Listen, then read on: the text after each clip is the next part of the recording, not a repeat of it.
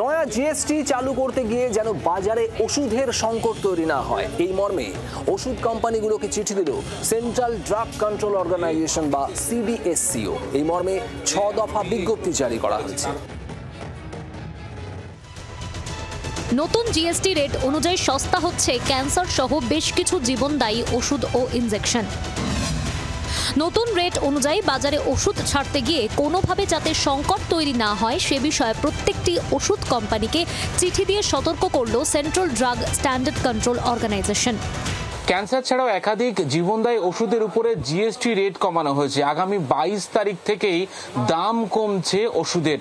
কেন্দ্রীয় ড্রাগ কন্ট্রোলের তরফ থেকে প্রত্যেকটি রাজ্যের ড্রাগ কন্ট্রোল এবং ওষুধ কোম্পানিগুলোকে চিঠি পাঠিয়ে পরিষ্কার করে জানিয়ে দেওয়া হয়েছে ওষুধ কোম্পানিগুলি এই নতুন রেটে ওষুধ বিক্রি করতে গিয়ে কোনোভাবেই বাজারে যে ওষুধগুলি ইতিমধ্যে ছাড়া রয়েছে সেই ওষুধগুলির লেভেল বদলানোর জন্য সমস্ত ওষুধ যেন বাজার থেকে না তুলে নেয়। পুরনো যে মজুতের যে স্টক রয়েছে সেই স্টককে সরকারি নির্দেশ অনুযায়ী 22 তারিখ থেকে নতুন দামেই নতুন ট্যাক্স স্ট্যাটাসে সেটা জনসাধারণের কাছে বেচতে হবে।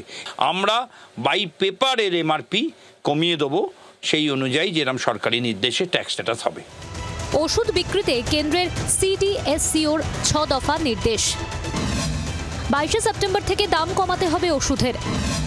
বাজারে থাকা পুরনো ওষুধ ও মেডিকেল ডিভাইস নয়া জিএসটি হারে বিক্রি করতে হবে। নয়া জিএসটি হারে ওষুধের স্টকিস্ট ও রিটেলারদেরকে সাপ্লিমেন্টারি প্রাইস লিস্ট তৈরি রাখতে হবে। নয়া জিএসটি হারে ওষুধের দামের তালিকা বিজ্ঞাপন দিয়ে আমজনতাকে জানাতে হবে। পুরনো ওষুধের দামের লেভেল বদলানো না গেলেও নয়া জিএসটি হারে তা বিক্রি করতে হবে। পুরনো ওষুধের লেভেল বদলাতে গিয়ে বাজার থেকে ওষুধ তুলে নিয়ে সংকট তৈরি করা যাবে না।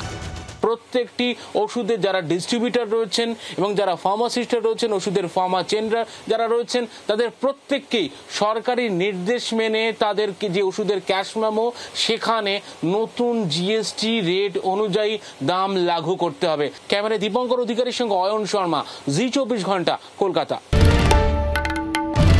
বাংলার আওয়াজ, বাঙালির আবেগ, জি 24 ঘন্টা।